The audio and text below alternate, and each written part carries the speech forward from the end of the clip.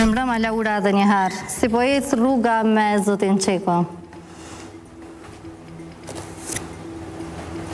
Zotri Qeko është i qetë rrugës për në studiot e televizionit Dugagjini.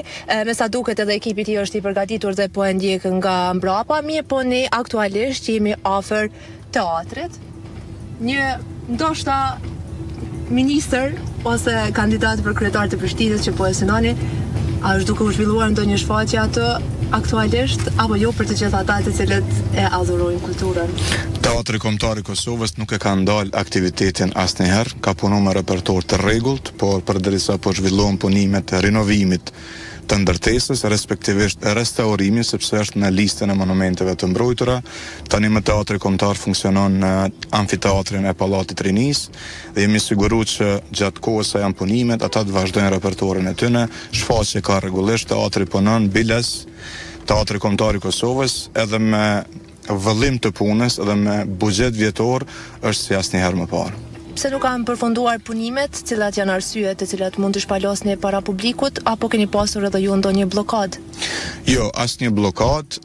Unë edhe kur kam pas blokada në punën time, asnjëherë nuk kam dalë publikisht me e justifiku veten, sepse kur e merr detyrën, është pastaj përgjegjësia jotja për me i kry punët, edhe është edhe dobësi edhe pa aftësi me dalë me u justifiku me çështjet blokadave apo çfarë do arsyetimi tjetër. Për herë të parë, Teatri Kombëtar po përjeton rinovim të tërësishëm.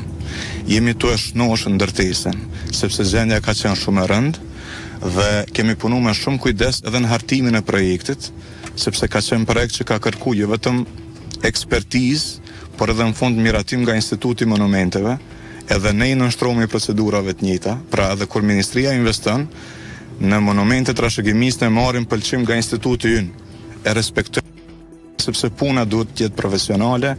Teatri është institucioni mbase më i rëndësishëm kulturor i kësaj republike dhe ajo ndërtesë kërkon trajtim të kujdesshëm.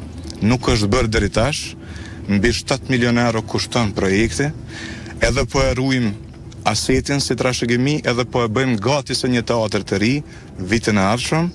Artistët dhe publiku do ta gëzojnë ndërtesën e teatrit, ashtu siç ardhashësit vitin e ardhshëm do ta gëzojnë edhe hapësirën e restauruar dhe të rritur të Galerisë Kombëtare të Kosovës.